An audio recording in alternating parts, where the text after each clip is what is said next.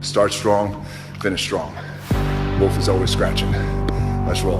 Up at 3:45 a.m., cardio by 4:45 a.m., hitting the iron by 6:15 a.m., in my pickup truck by 7:15 a.m., heading to work, ready to get after it, ready to shoot. There's no substitute for hard work. I'm gonna make something out of myself, but it's gonna be so good, it's bad.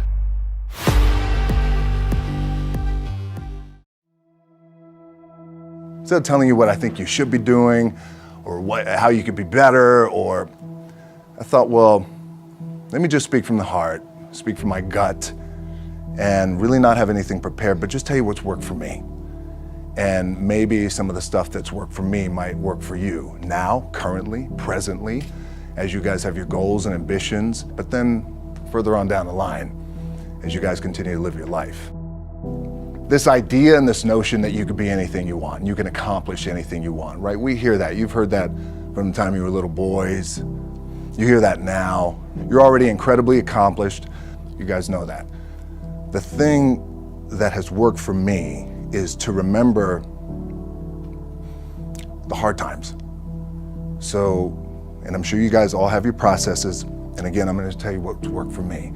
So before a big movie comes out, before, back in the days when I was wrestling with WWE, a WrestleMania match, anything big that would happen, I would always take a moment and I'd just remind myself, all right, I was evicted when I was 14.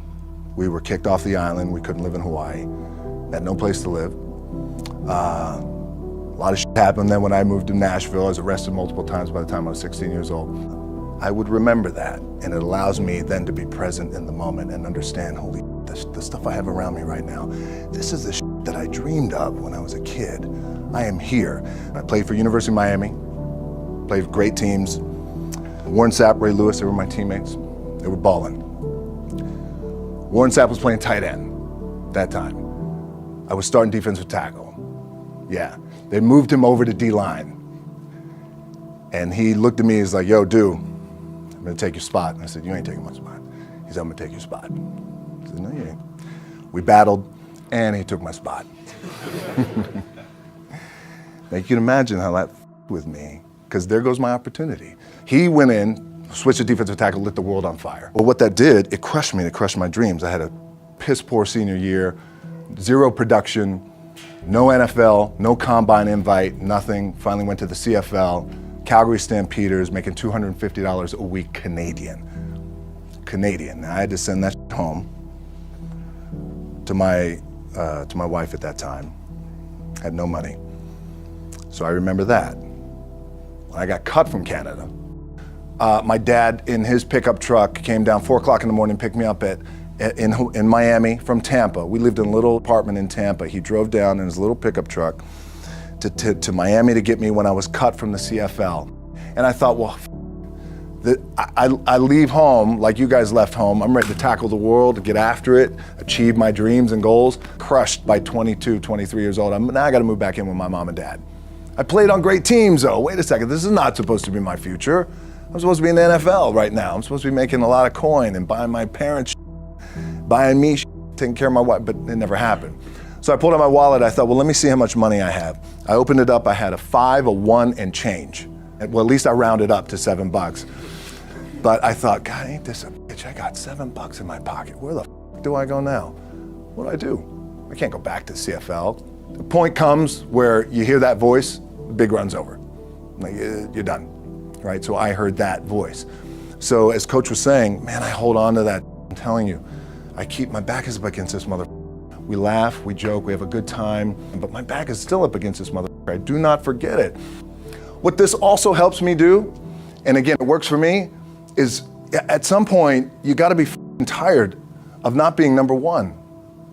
You have to be, and you gotta play angry, and I play angry. Now, I'm cool and calm with my approach, and when I step out on my field, which is a set, or, you know, like, there's some, and you're always gonna have haters, and haters are like, well, God damn, man, how many movies are you gonna make, or how much shit are you gonna do? Like, you do a lot of shit. I say, yes, it's my ambition. Of course, why not? I could do it. Yeah, I love what I do. And not only that, but in what world do we not work every day? my back is up against this thing, you know, and I started to play angry, by the way, and I still play angry. My last match, Brock Lesnar, transitioned, and I realized if I had to be great at something, I wanted to be great in this world of Hollywood and movie making and producing and entertainment, I had to commit, and like you guys have to commit. Obviously, you commit to something, commit to the goal. So I quietly retired. 2 years later, I thought, what did I do with my career? Because my movies were not doing well. I was written off. It was around 2006, 2007. I was like, I pulled a Jim Brown. I left when I was on top, like number one in the wrestling business, and I left. It was a ballsy, gutsy, some call it stupid move, but I had to commit and I had to follow what was in my gut. What helps me is to keep the hard times in the front of my mind, because it allows me to go into these big moments that I've worked my ass off, and you guys have worked your ass off. It allows me to go into these big moments with a different perspective. What it also does for me, and again, this is what works for me. Like, my back is up against this mother. Every day, it's against this wall. But it's up against this mother because it's what I believe in. And when my back is against this mother, then there's nowhere to go but that way.